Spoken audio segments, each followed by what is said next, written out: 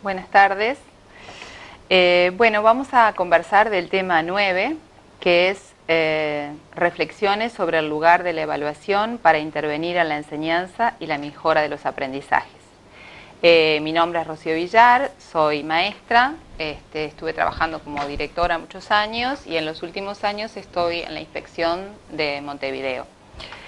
En realidad la idea es hacer algunas líneas, algunos apuntes sobre el tema para que cada uno de ustedes lo puedan profundizar y mejorar en la medida de su entendimiento.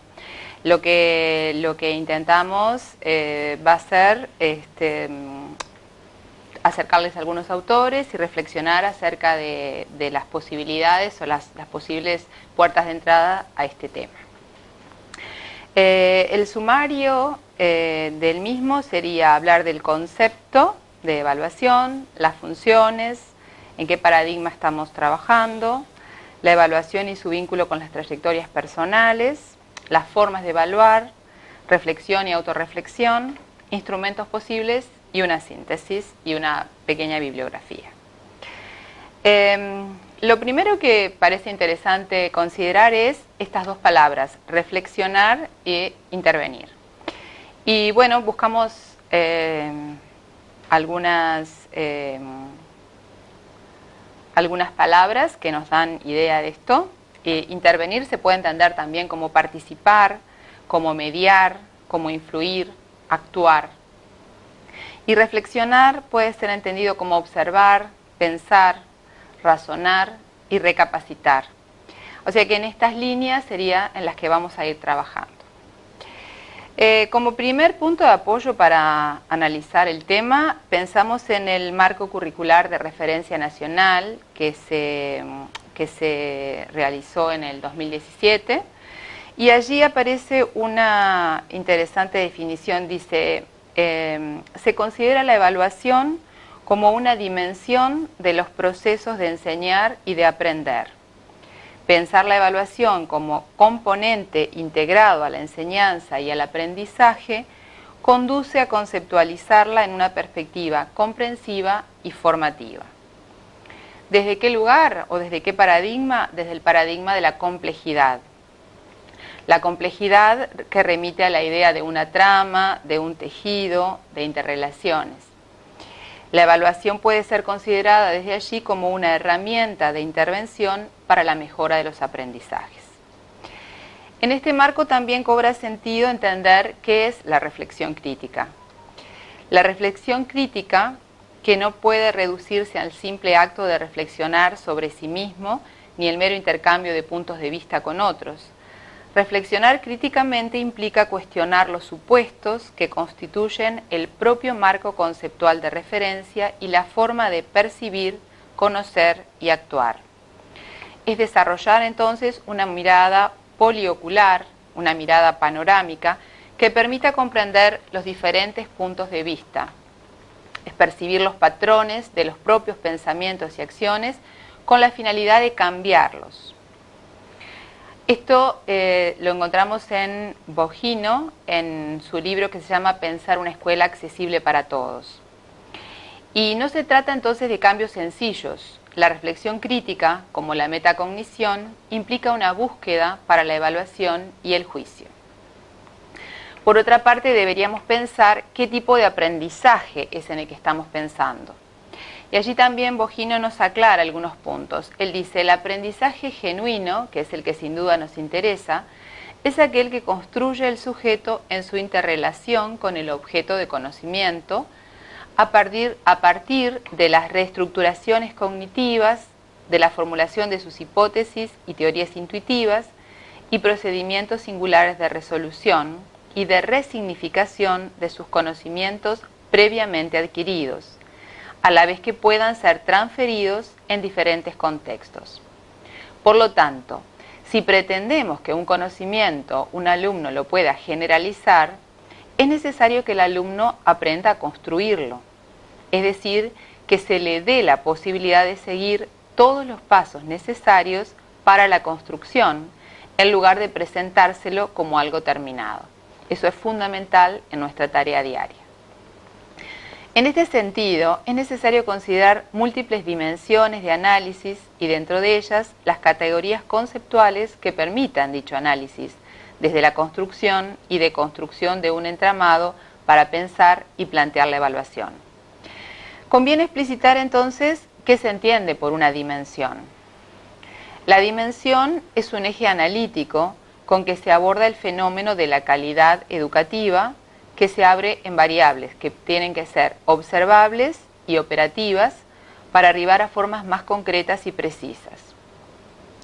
Por ejemplo, para evaluar las estrategias didácticas que plantea un docente y su relación con el aprendizaje del alumno, es necesario contar con categorías conceptuales como los modos y formas de participación que el maestro promueve, las formas de comunicación que genera en el aula, los modos de formular las consignas, la relación que tienen con el marco político, la formulación pedagógica, la práctica escolar cotidiana.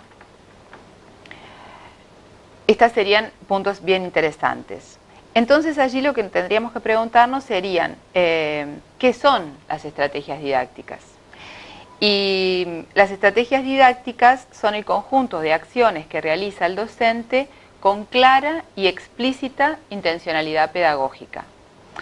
En ese sentido, el docente debe tomar posición respecto a alguna de ellas. Cosas cotidianas, por ejemplo, pueden ser los agrupamientos que posibilita en el aula, cómo organiza los espacios y los tiempos, la estructura de participación y las formas de comunicación que promueve, no solamente cómo formula las consignas, sino la posibilidad de generar un conflicto a partir de esas consignas que plantea, cómo las planifica y presenta los contenidos atendiendo a la significatividad lógica del material y a la psicológica de los alumnos, el estilo de enseñanza que utiliza y el clima áulico que promueve. Para evaluar entonces es necesario comprender y tener como una especie de radiografía de los estudiantes. Será necesario evaluar cada producción de los alumnos para que las intervenciones pedagógicas sean ajustadas a las posibilidades de aprender que tienen los alumnos, así como el momento en que se encuentran en el proceso de construcción de la noción que se está desarrollando. Todo lo que implica evaluar el proceso de aprendizaje y no solo el resultado final o sucesivos productos parciales.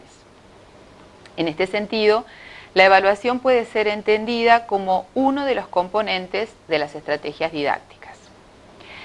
Esto supone pensar nuevas formas de trabajar en el aula, involucrando a todos y por lo tanto incluyendo la diversidad. Debe existir una estricta coherencia entre cómo se enseña y cómo se pondera lo aprendido. No se podría pensar en una evaluación que homogeneice, sino que diferencie y que permita incluir a todos, respetando sus trayectorias personales y la singularidad. En este sentido, la evaluación debería permitir crear un diseño universal de aprendizajes que atienda a las trayectorias personales y las distintas policronías de aprendizaje. Terigi tiene una ponencia bien interesante en la que habla de esto, y ella dice, si nosotros podemos sostener la enseñanza simultánea, esto es, en grupos que se están escolarizando juntos, tenemos que empezar a manejar por lo menos más de una cronología de aprendizaje. Por lo tanto, muchas veces más de una propuesta, más de una evaluación. Las formas de evaluar muestran de alguna manera la concepción de enseñanza y aprendizaje que sostiene la práctica del docente en el aula. Por lo tanto, las concepciones ideológicas y epistemológicas están presentes. Implican una decisión ética de enorme compromiso. Una forma de evaluar remite a las evaluaciones de aprendizaje que se realizan por lo general contrastando las respuestas contra un fondo ideal de un deber ser construido en base de lo programado en el currículo, que establece cuán cerca o lejos está el alumno de lo que se espera de él en ese grado o curso. Habitualmente, es la que determina la calificación en una escala que está preestablecida y es la llamada evaluación de resultados. Otra evaluación remite a evaluar los aprendizajes tomando como fondo el contraste con el conocimiento del propio evaluado en un tiempo anterior.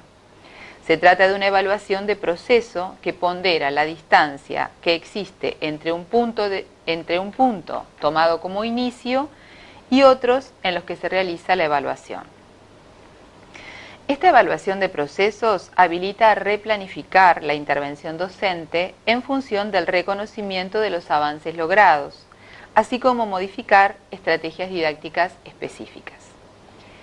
Es difícil evaluar procesos si todo el tiempo se presentan situaciones muy dispares, porque no son comparables para apreciar avances.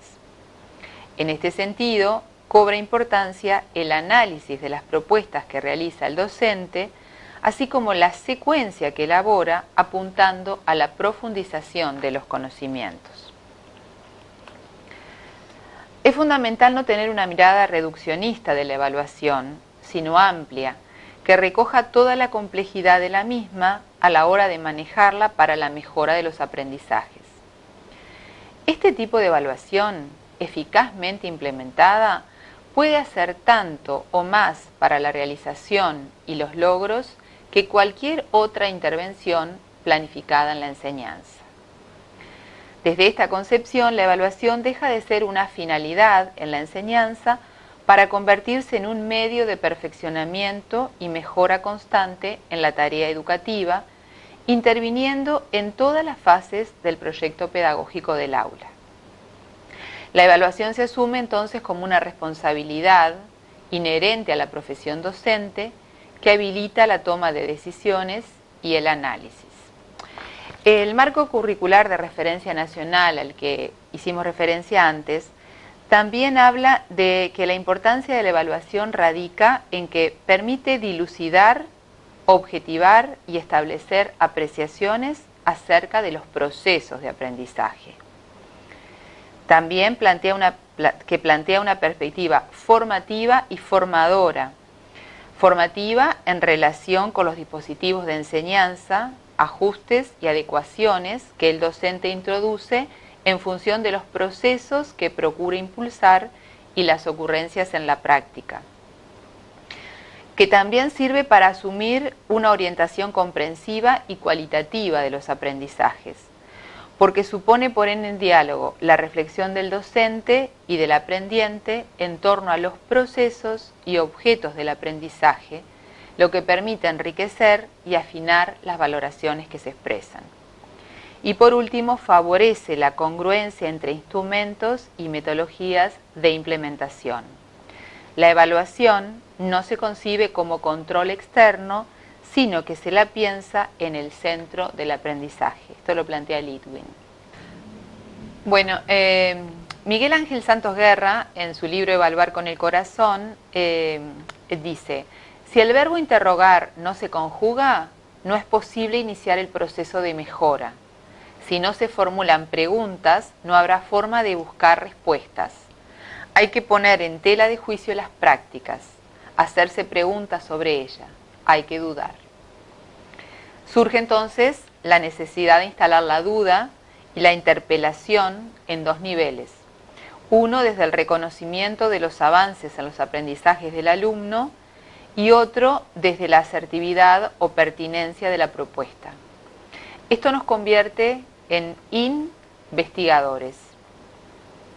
Asumimos el desafío de ir detrás de los vestigios, de las huellas, buscando sentidos y evidencias, generando espacios para la autorreflexión, o al decir de Kari Kemis, una espiral autorreflexiva.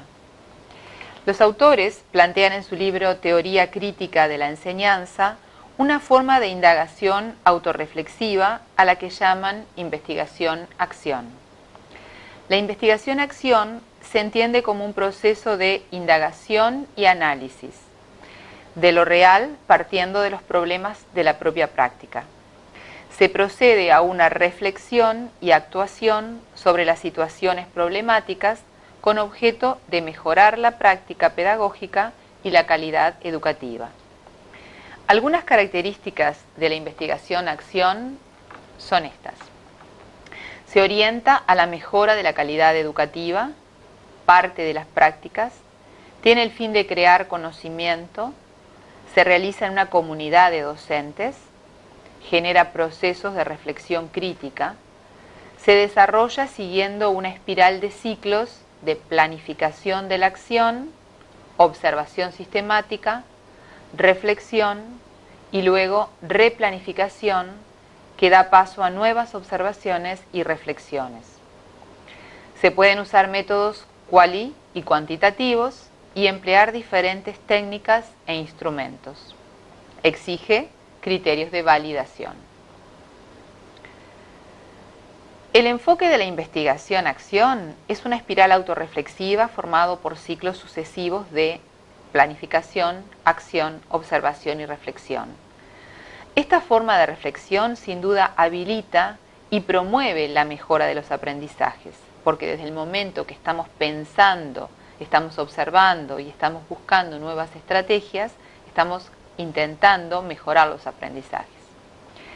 Si analizamos cada aspecto, podríamos decir que la planificación permite analizar con detenimiento la idea general a desarrollar a través de un plan global acerca de cómo alcanzar el objetivo y una decisión que correspondía al primer paso en la acción.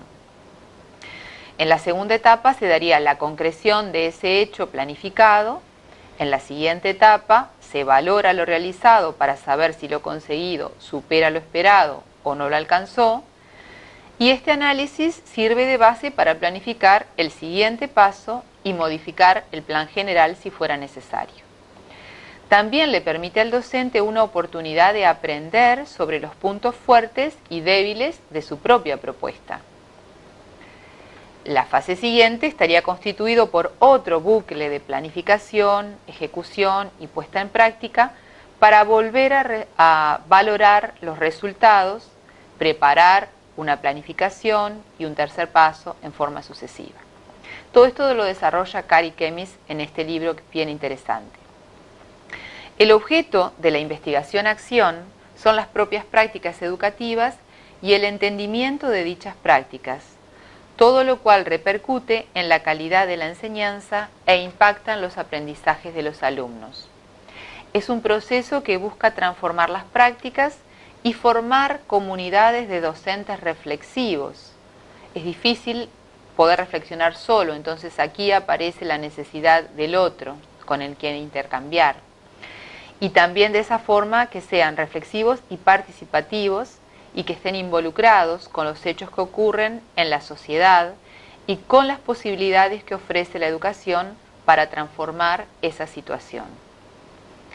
La investigación-acción es un proceso deliberado tendiente a emancipar a todos los que están involucrados. Desde este lugar se pretende intervenir en forma concreta en las propuestas de enseñanza a partir de un pensamiento crítico que relaciona teoría y práctica apostando a la alteridad. El término alteridad remite al descubrimiento del otro, de su cultura. Esos conocimientos se transforman en insumos que potencian las posibilidades de aprender de cada alumno. Esta perspectiva de evaluación podría conceptualizarse como el proceso de diseñar, analizar y recoger sistemáticamente cualquier información para decidir y determinar el valor de lo hecho. La evaluación no es únicamente un instrumento, sino un proceso, una práctica pedagógica que utiliza herramientas y no se identifica con ellas. Debe desarrollarse a lo largo del año para que tenga un sentido transformador. Instrumentos posibles. Es necesario diseñar los instrumentos que se utilizarán para evaluar a los alumnos como parte de la planificación. Algunos de ellos podrían ser la observación sistemática, con escalas de observación, listas de control, registros anecdóticos, diarios de clase, etc. Análisis de las producciones de los alumnos, y allí está en juego todo lo que tenemos, los cuadernos, las producciones, Los intercambios orales con los alumnos, que podrían ser las asambleas, las puestas en común o cualquier otra actividad que se realice en el aula. Y algunas actividades específicas, que podrían ser el portfolio, que es una interesante estrategia de evaluación continua para implementar en el aula. El portfolio es una colección de documentos en diferentes soportes que registra el proceso de aprendizaje. Apuntando a la mejora de la calidad, el portfolio debe incluir un espacio para comentarios del docente. Muchas veces vemos portfolios, pero pocas veces encontramos que aparezcan los comentarios del docente sobre los documentos que allí están. La utilización del portfolio favorece e incentiva el proceso de metacognición, o sea que el alumno mismo puede reflexionar sobre su propio aprendizaje. El portfolio de esta forma lo puede usar tanto el docente como el alumno. Otro posible es la matriz de valoración o rúbrica, que suele tener el formato de una tabla con criterios graduados en niveles de calidad. Atiende los distintos niveles, valorando y apreciando equitativamente clases heterogéneas. Pueden describir cualitativamente los aprendizajes de los alumnos. Facilita la autoevaluación por parte de los alumnos, ya que ellos mismos pueden, si conocen previamente los descriptores, saber en qué nivel están. También contribuye a generar innovación en el espacio de la evaluación escolar y es una excelente herramienta para evaluar proyectos. La rúbrica promueve el diálogo reflexivo entre los docentes y los alumnos y explora el grado de comprensión que tienen los alumnos sobre esos indicadores. Criterios para elaborar estos instrumentos. Los instrumentos deben ser versátiles, es decir, apropiados para la evaluación de diversas disciplinas académicas. La validez de los instrumentos es una aspiración. La misma se relativiza y no se concreta en forma absoluta, porque desde la construcción del instrumento muchas veces los vinculamos con diversas variables, que podrían ser criterios externos, inferencias sobre los saberes de los alumnos, y la dificultad que supone distinguir entre la aplicación de lo aprendido y la pertinencia de los medios técnicos disponibles para evaluarlo. Por lo tanto, la combinación de diversos instrumentos contribuye y aporta a las garantías del proceso evaluatorio. Otro aspecto importante es la validez del contenido, que es sustentada desde el currículum. Este explicita propósitos, secuencias, estrategias, niveles de aprendizaje, desde una práctica situada y limitada en sus alcances según cada clase y cada docente. Se complementa el análisis considerando la validez predictiva. Otro aspecto a considerar, ya que la educación busca la perdurabilidad de los aprendizajes, es decir, contempla el trascender el tiempo y el espacio escolar y extraescolar.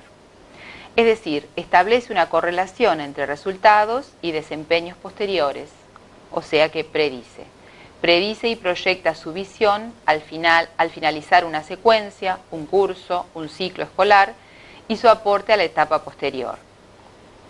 Los instrumentos de evaluación deberán proveer validez de significado, es decir, aportar al alumno información sobre sus progresos y obstáculos, constituyéndose en incentivos del aprender. A partir de esto se establecen relaciones entre evaluaciones y se generan influencias normativas sobre lo que se enseña. Las mismas se convierten en reguladoras de procesos. La confiabilidad de un instrumento depende de su estabilidad, su exactitud y su sensibilidad como respuesta al conocimiento de la realidad. La integración de estos aspectos aportan y sustentan a la dinámica de una práctica reflexiva. En la circular 5 de técnica del año 2015 leemos: concepción del docente como profesional reflexivo. Este docente es profesional ya que no se limita a replicar mecanismos, a replicar mecánicamente soluciones ensayadas por otro para resolver las situaciones que se plantean en la práctica pedagógica, indaga constantemente soluciones creativas, pertinentes y contextualizadas a los alumnos. Es un profesional reflexivo, ya que mantiene una disposición de alerta intelectual. Estas características puestas en juego son las que permiten al docente participar, mediar, intervenir en la enseñanza para obtener mejores aprendizajes de sus alumnos. En síntesis, la evaluación es fundamental en el proceso de planificación y diseño del currículum como concreción de toma de decisiones. Una evaluación orientada a la mejora deberá recabar elementos que orienten y aporten la información necesaria para retroalimentar los procesos de enseñanza y aprendizaje. Reflexionar sobre la evaluación permite un proceso continuo de indagación y reflexión, integración y contextualización. Bueno, y a continuación me gustaría dejarles alguna bibliografía. Bueno, de Miguel Ángel Santos Guerra, Evaluar con el corazón, de Cari Kemis, Teoría crítica de la enseñanza, de Carlos Cullen, Entrañas éticas de la identidad docente, de José Ángel del Pozo, Competencias profesionales, de Terici, Las cronologías de aprendizaje, un concepto para pensar las trayectorias escolares, de Isabel Cantón Mayo y Margarita Pino, Diseño y desarrollo del currículum, de Rebeca Anijovic, Gestionar una escuela con aulas heterogéneas, de Norberto Bogino, Cómo evaluar desde el paradigma de la complejidad, de María José Borsani, Construir un aula inclusiva, de Bogino también Investigación-acción, Reflexión crítica sobre la práctica educativa, el marco curricular de referencia nacional que se encuentra en la web y la circular número 5 de técnica del año 2015. Muchas gracias.